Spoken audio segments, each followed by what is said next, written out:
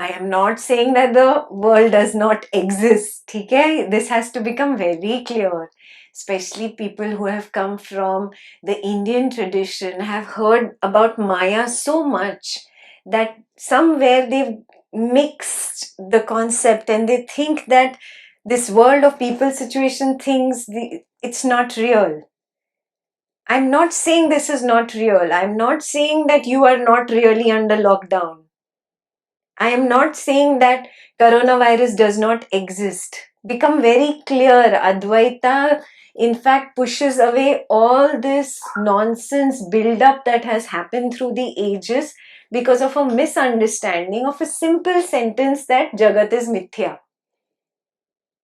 It's a simple statement to explain that the way I perceive the world is an illusion. The world is not an illusion. People who are lazy to say the full sentence said the world is an illusion. Yes? It doesn't matter if it was said by your sage and your so-called saint. He or she was lazy to say the whole sentence. The whole sentence is the world as I perceive it, the way I conceive of it, that is an illusion. I think that this is matter. Yeah. I think that there is matter separate from the energy or knowingness or awareness or Brahman. We'll come to that tomorrow. Yeah. That part we'll come to tomorrow. But really it is not separate. It is the same knowingness that condenses into thoughts, ideas, concepts, perceptions, sensations, feelings. And it is that same energy that now condenses further into this world of objects. The world of objects, I'm not saying is there or not there. I'm not going to fight anybody. Yes, I'm saying the way I perceive of it, that is an illusion. That is the meaning of Jagat Mithya.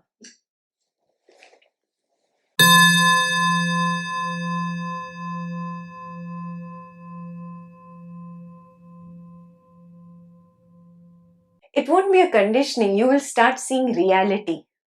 If you start practicing being in Sakshi, yeah, in the text that we will do, in the scripture that we will do, it is called Sakshi. Sakshi means a witness. The witness is there. It doesn't matter whether you want to believe or you don't want to believe. You are believing or not believing, that is not going to change what is reality. The reality is that even right now, if you are listening to me, there is somebody behind that is observing you listening to Ekta. And that one is also observing the thoughts in your mind, repeating what Ekta repeated. Or what Ekta said, it repeats. So there is a knower of the thoughts, there is a knower of your body, there is a knower of Ekta. This knower is the witness. Do you get it? This is the first step. Yeah. If you recognize this knower, fantastic. Don't think you're enlightened yet. Wait. We have time to get there. Yeah. You've recognized this knower, this witnessing element in you. Now, take it up as an exercise. Can I all the time be in this witnessing element? It's not that the witnessing element is not there when you are in a fight with your husband or wife. It's just that you have forgotten to witness and you've become one with the thoughts and the feelings, and now you're fighting with her and shouting at him. You have become part of the thoughts and feelings and perceptions and sensations. Do you get it? It is in your hands to let go and take that step back and knowingly be the witness. This is what Advaita teaches. Advaita says, very simple, again and again recognize this is mithya. Jagat mithya, Brahman satyam. And you come back. Yeah, you don't need to know the Sanskrit words. You again and again remind yourself, this person that I am fighting with right now, do I have proof that the person exists? I just know my perception, my sensation, my thought, and my feeling. And it's only creating suffering inside me right now. Drop, take that step back. Be a Sakshi. Yes? So I just told you, coming to the first step. Yeah? You will stumble and fumble and fail many times because of your own thoughts, because of your own conditioning, because of your own old concepts, and because of your own ideas. You cannot blame anybody else. You cannot blame Advaita.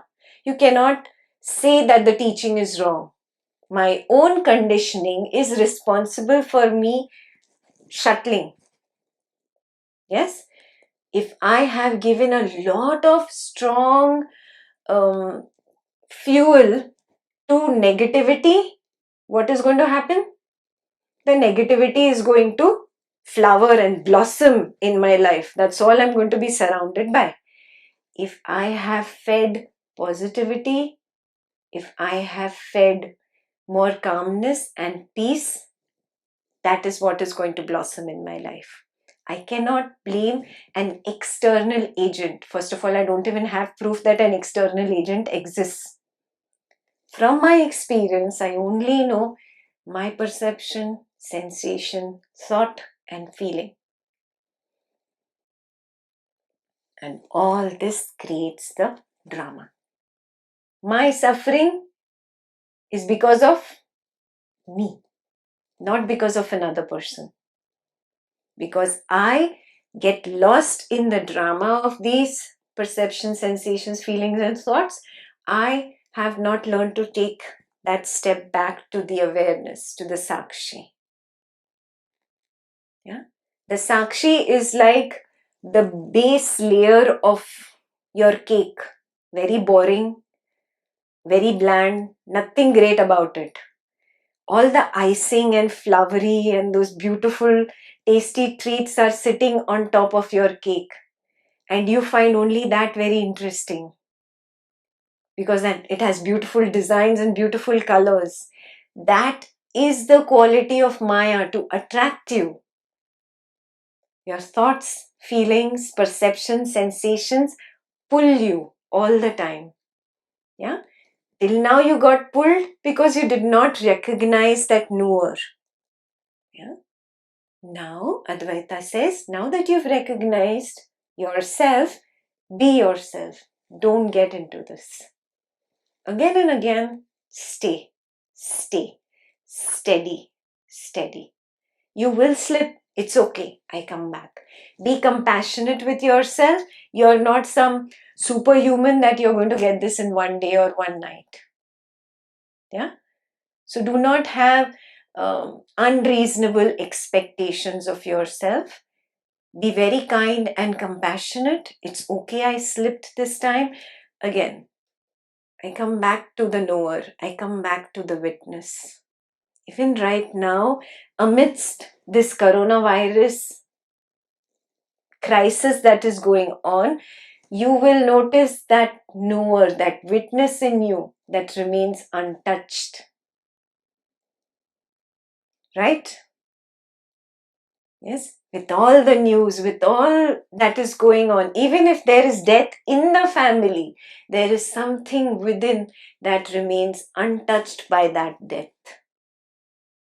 If you can stay there, yeah, then you are victorious. Yeah?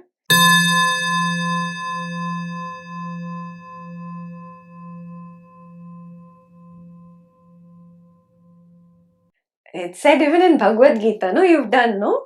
That which is the day for the ignorant is the night of the yogi, that which is the night of the ignorant is the day for the yogi. Right? It means something.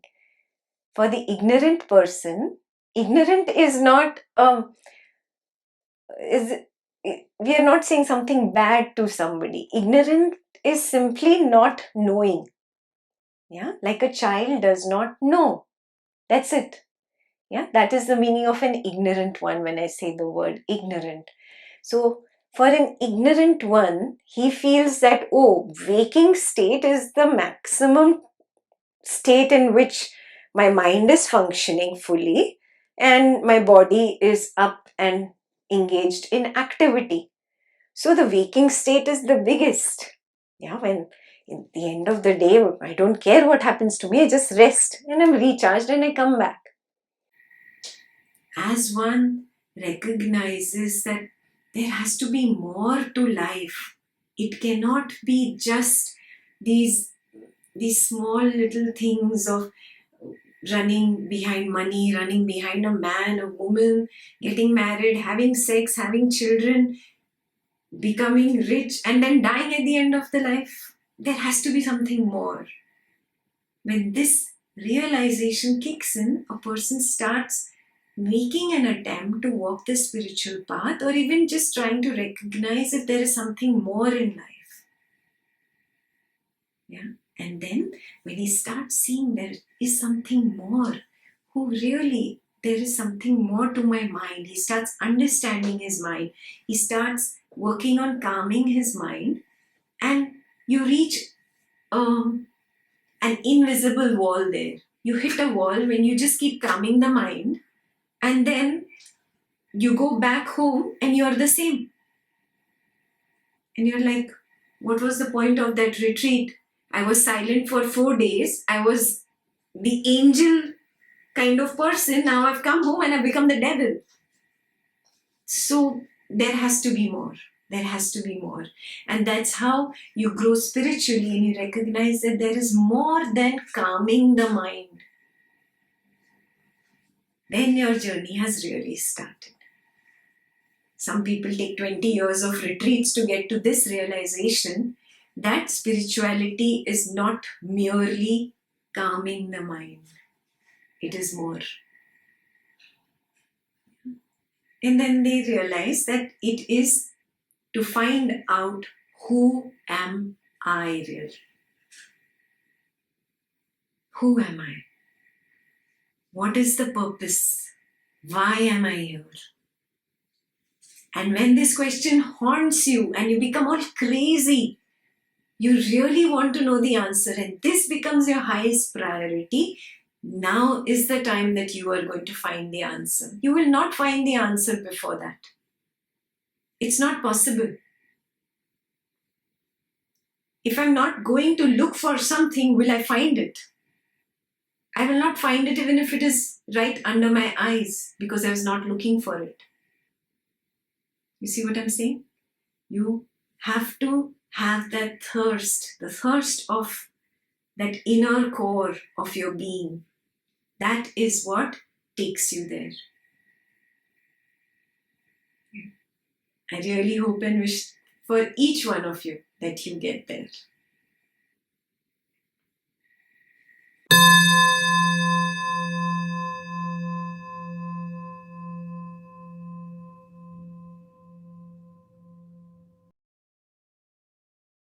Waking state, dreaming state, and deep sleep state are nothing but where mind is fully functional in waking state.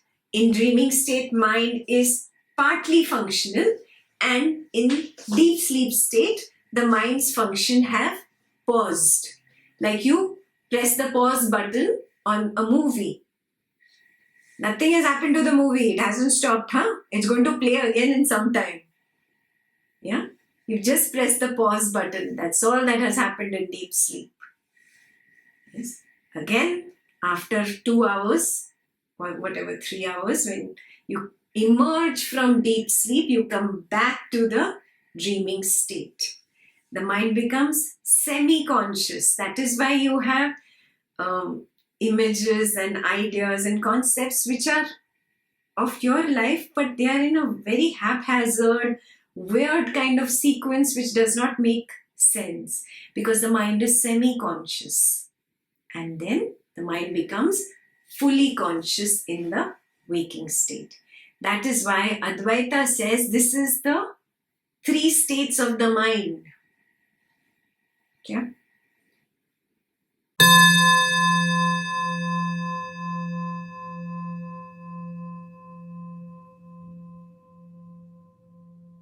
Recognize this, there is an element within you that is not ready to accept that it is so easy.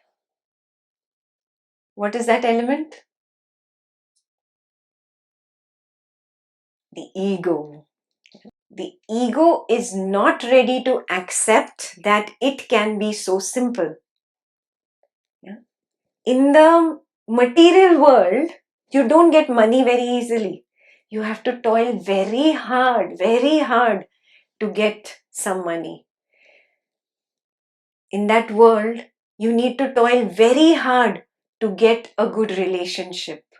You need to toil very hard to get success, name, fame. So the ego is used to the mantra, toil very hard. Do you see what I'm saying? Now, when you move from that material world to the spiritual world, ego has the same mantra, no? That's all it has learnt all its life. So now it wants to toil very hard. So recognize this when you come with that setup frame of mind that I have to toil very hard. You are not ready to see it even if it is given to you on a platter. No, how can it be so easy? Yeah, it has to be tougher than this. Yes, and then you are setting yourself up for failure. That's why many people take years and years and years of meditation because they're just calming the mind down, calming the mind down, calming the mind down. They are not ready to listen to the highest knowledge, which is very easy. Yeah, this is the tendency of the ego. It brings it from the material world into the spiritual world. Here, the laws are exactly the opposite. The harder you toil, the longer it is going to take. Yeah, it's very simple. You are already that. Tat Tvam Asi. You are already that. Yeah? There is a story. A disciple went to a master and he said, I really want to attain the highest. This is an Advaitin master, okay? And he says, sure, I can take you in. I will help you get there. So the disciple is like very happy, charged up. And the first thing he says to the master, I am ready to toil very, very hard. So the master said, no, it's not so hard. No, I am ready to toil very, very hard. So the master says, oh God, okay, how hard are you going to toil? Saying, I can work for 20 years of my life. So master says, it's going to take you 40 years. So he was like, okay, I'll toil 40 years of my life. It's going to take you 80 years. So then he's taken aback. What do you want to say? I am saying that the harder you toil, the longer you are going to take. You are already there. You are already enlightened. You are already there. It's just that you have closed your eyes. I'm going to help you open your eyes and see what is already there. That's all. No master can gift you enlightenment. Write this down. Nobody, no master, no teacher, no sage can gift you your enlightenment. Because you are already enlightened. All that needs to happen is the clouds that are covering the sun need to be removed. That's it. It is that simple.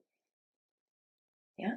You have a glass window, transparent glass window, but it has a lot of dust on it.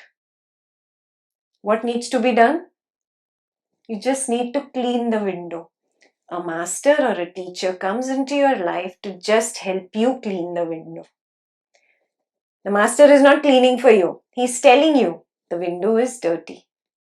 And you look, oh, that's it. I just need to clean the window and I can see the sun shining through. I had missed the sunshine because of my dirty window. And what is the dirt of? Just our conditioning, our wrong ideas, our wrong concepts.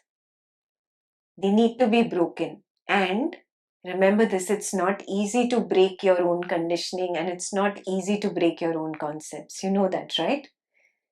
Ego holds on to concepts just like it holds on to relationships, money, house.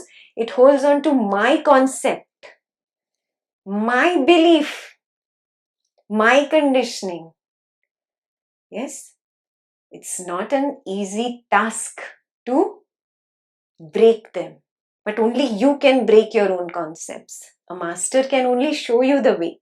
A GPS can only show you the directions. Who has to go there? You have to walk. Do you see that? Yeah. You are already that. Mr. Bunny did not create a new light of knowingness, or I did not create that light of knowingness for him. It already existed, but you could not see it. Just like on the screen, some of you could not see this glass. You could only see the bunny. Yeah? Just an illusion it is. Yeah. That knowingness is there. Because that knowingness is not really something which is to be found inside and all. Yeah?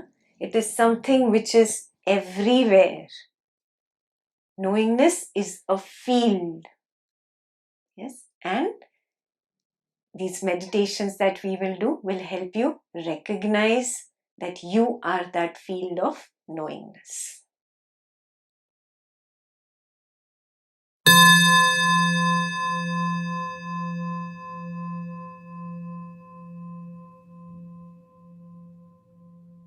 Same, money is also nothing but perception and sensation. The things that the money can buy is also nothing but perception and sensation. It does not change.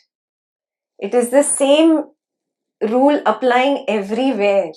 I am not saying that the world is an illusion, dear. I am saying the world as we perceive of it is an illusion.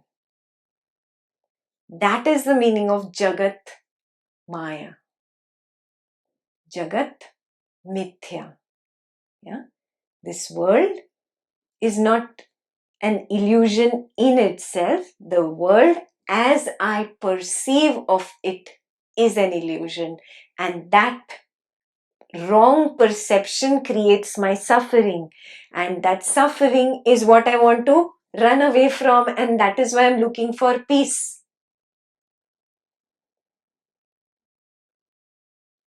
Your main goal to be on the spiritual path is because you want peace, correct? There is nothing else that you want higher than peace. That is exactly what the path is telling you. That your own concepts, your own ideas, your own conditionings, your own sensations, perceptions, thoughts, the entire conditioning of the mind is the cause for your suffering. And this entire conditioning is nothing but the dust on that window that needs to be wiped. And the sun is already there. You're not going to manufacture any sun. The sun is already there. Clear?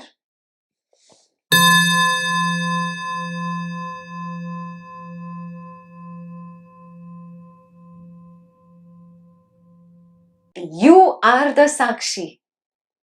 You are not the body. You are not the mind. Recognizing this truth as a truth, not as a theory that you have by-hearted. Okay, there's difference between borrowed knowledge and my own knowledge. Do you understand this? Borrowed knowledge is the other saint says so, my guru says so, Ekta says so, this other teacher says so. Therefore, if so many sources say so, that means I am not the body. Okay, I am not the body. Is this my knowledge? No, it is borrowed knowledge. Right now, you think you are the body. That is your knowledge, and accept that as the truth. Lot of people on the spiritual path get pushed backward, in fact, because of wrong beliefs. They believe and they are not with their reality. So there is always this inner war that goes on between these two. To show the world, they have to show the borrowed knowledge. Inside, they know that they are completely believing, knowing that I am the body. Yeah, and there is this inner tussle, and this inner tussle gives rise to doubts. Doubts not only about the teachers, but doubts about the path itself. And the highest doubt you could have is, oh, there is nothing like enlightenment. That was like the cherry on the top of the doubt cake for me. Yeah.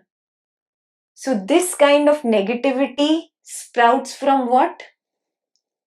From this inner war that is going on. Who's responsible for this inner war? I am. It's my problem. I created it.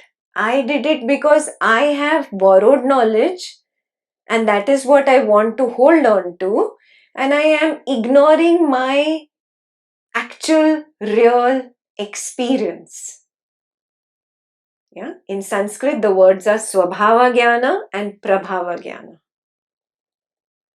Yes.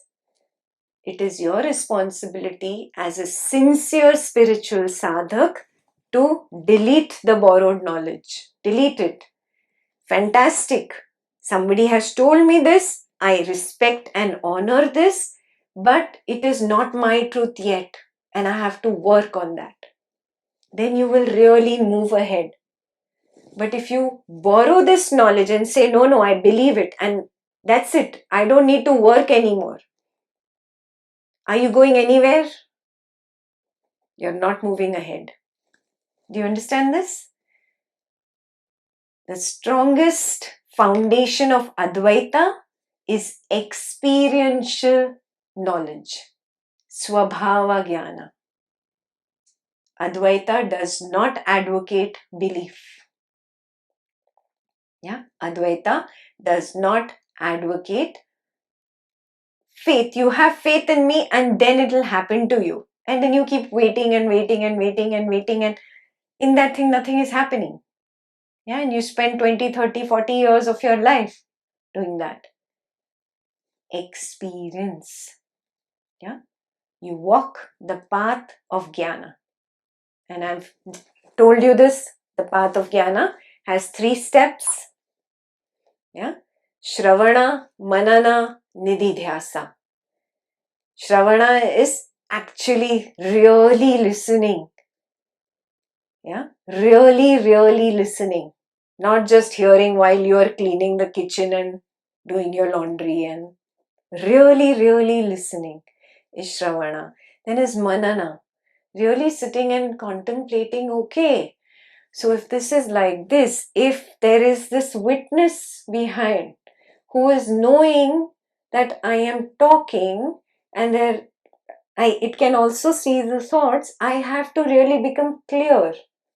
Yeah. Oh, yes, this is true. This is the meaning of Manana. Manana is not analyzing intellectually and writing in your book and then forgetting about it. Manana is actually experientially analyzing. Yes, correct. There is this witness and it is there all the time. Not only in happy situations, in explosive situations, in depressing situations. There is this witness in me that really was untouched. Now begins nididhyasa, that is practice. Yeah? Now I again and again make an attempt to be knowingly the awareness. It's not that you are not the awareness. There's never a chance that you're never the awareness. Yeah? You'll always be the awareness, but you are unaware that you are the awareness. You are unaware that you are the knowingness. Now, I will knowingly be the knowingness. I will knowingly be the awareness. This is nididhyasa. Yeah? The actual practice. So, Shravana, listening, Manana, analyzing experientially. And the third is nididhyasa, actually practicing. Yeah. And you will definitely get there.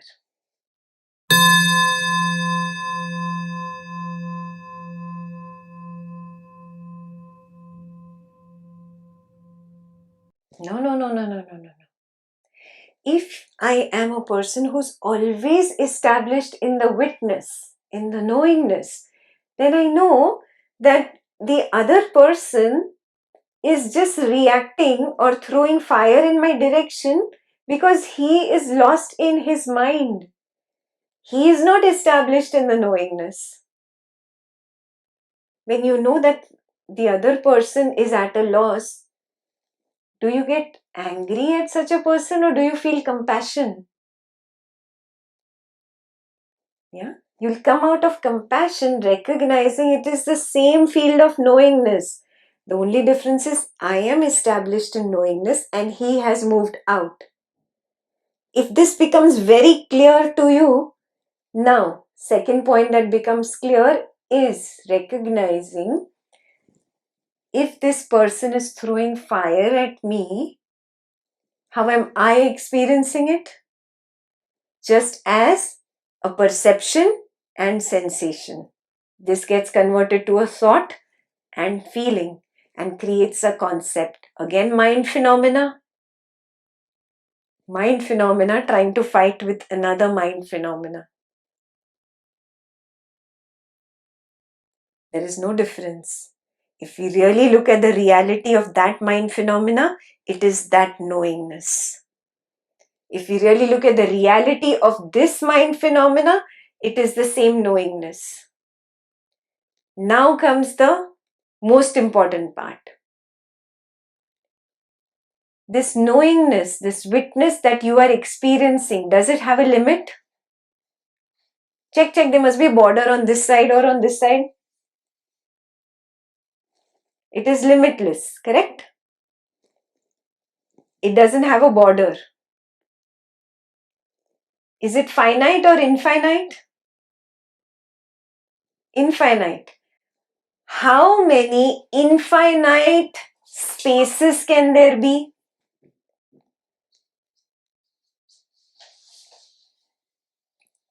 How many? One. So it is this knowingness and that knowingness. Is it separate? It is not separate only. Knowingness fighting with knowingness. Jagat Mithya, wake up, Jagat Mithya.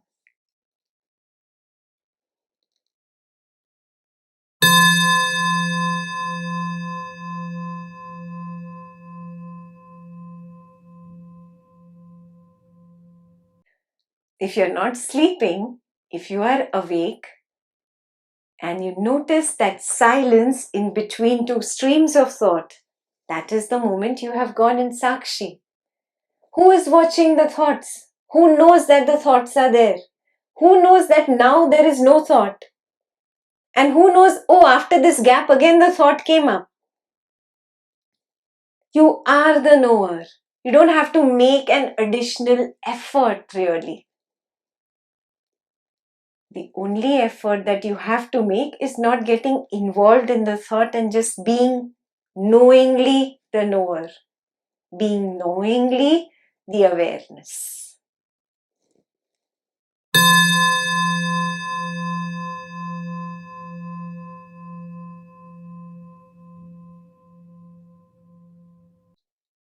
Recognize that everything is the knowingness. Yes. But when I have to operate in this world, I have to operate with this body-mind complex, which is the product of karma. I have previous karma because of which this body was born. Yes, I have to exhaust that karma. If it means taking care of your child, your family, your work, money, whatever, you do that. But now from a new perspective, being knowingly the knowingness and doing what you need to do, even if it is stock market trading, you're continuously there, knowingly knowingness, knowingly awareness, taking care of the child, the husband, whatever work, making a decision, this job or that job, knowingly being here instead of being here. Are you seeing what I'm saying? Here there is the fire of thoughts, emotions, sensations, perceptions. You have been given the free will as a human being to jump into this fire and take a decision from here, or be behind as the knower, as the witnessing element, and take a decision. Yeah.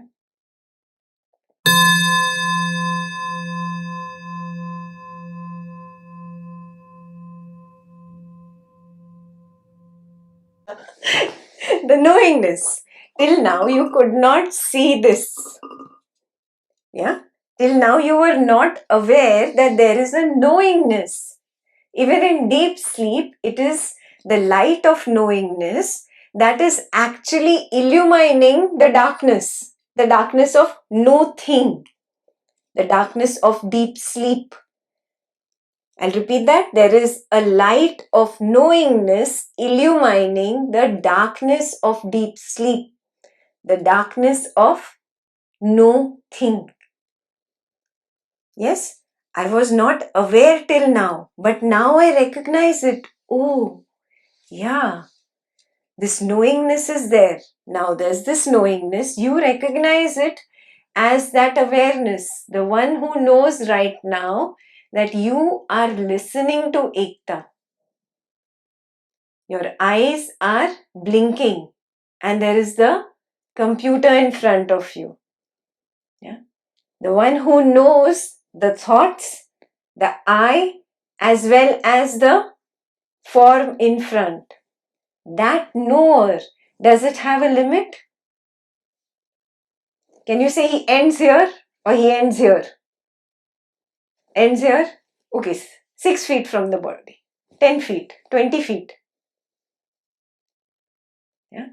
There is no end to this field. You can experience it yourself right now. Yeah? So the knowingness is all around. It is not a single knowingness. Yeah? It is not my knowingness versus your knowingness. Is it possible? How many infinite spaces can there be? So how many infinite knowingnesses can there be? Yeah. So this is just for a demonstration purpose. Yeah. This is just for demonstration. This is knowingness.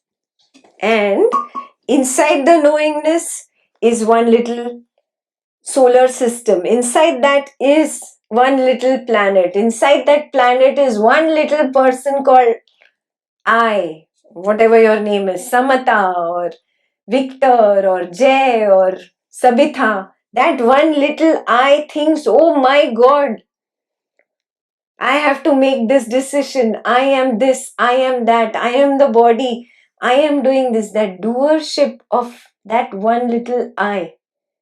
Yeah? He feels that He is bigger than everything. But really, look at it. The knowingness is the bigger element. It doesn't have just the body, it has the entire creation in it. That is why it is called the consciousness. That is why it is called the knowingness. That is why it is called the awareness. Brahman Satya.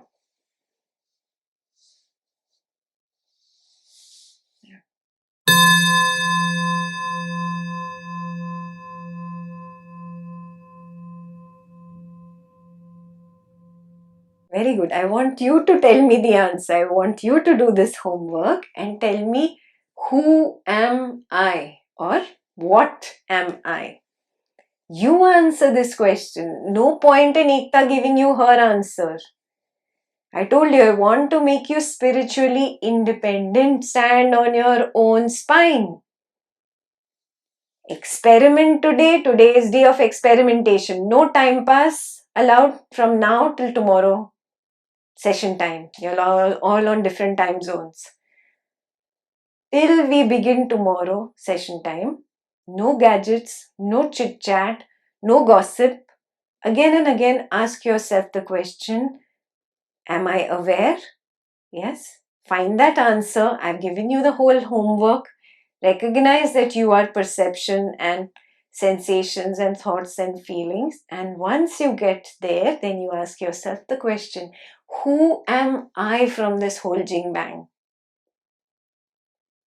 Or what am I?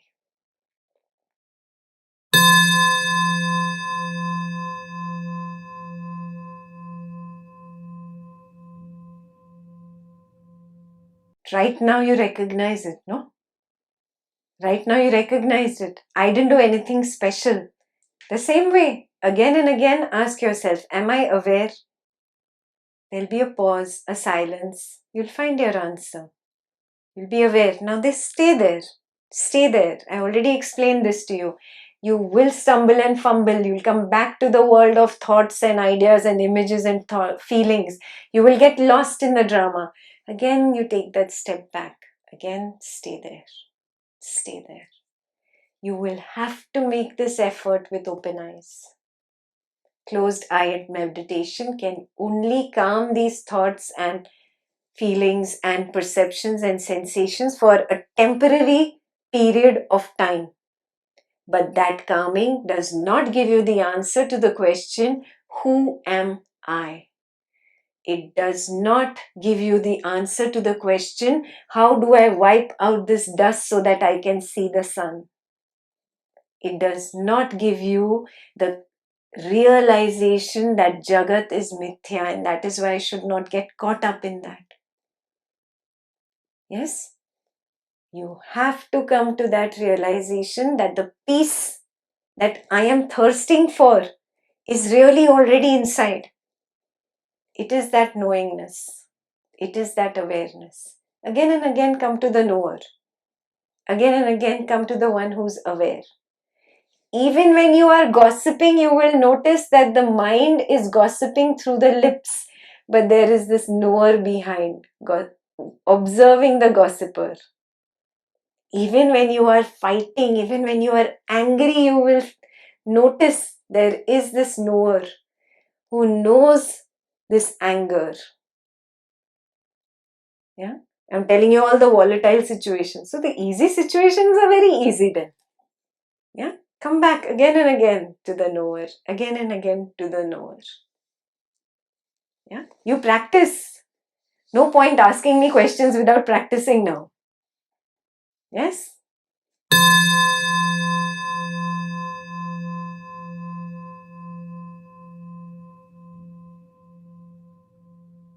It cannot be a thought produced by the mind. You can observe it. You can know it.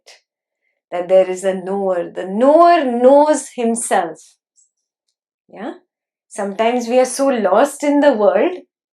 That's when we are called the ignorant people. Because we are so lost in thoughts and ideas and objects and pretty things of the world that we are not even aware that there is a knower knowing my thought, that there is a knower knowing this object that I'm attracted to. Just be in the knower. Just be there. Just be there. Yeah.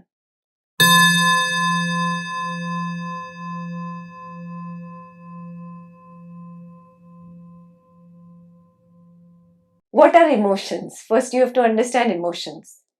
Yeah. Have you seen the stock market graph? It's either up, down, up, down, up, down. Like that, your internal graph is. All your stocks are volatile. Yeah.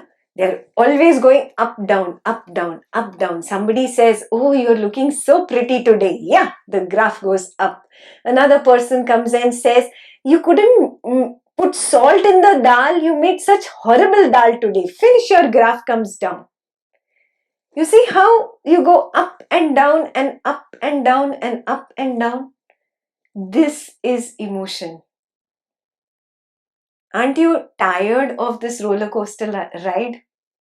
There is a central straight line, the straight line of equanimity that can only be experienced at the level of the knower, the level of the Sakshi.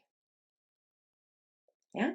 So, if you have to really strive to get anywhere in life, this is what you should strive to do. Again and again, you have to just withdraw from the thoughts, perceptions, feelings, and sensations. Again and again, just withdraw. Go to that knower, the knower of the thought, the knower of the feeling, the knower of the sensation, the knower of the perception. Be at the knower again and again and again.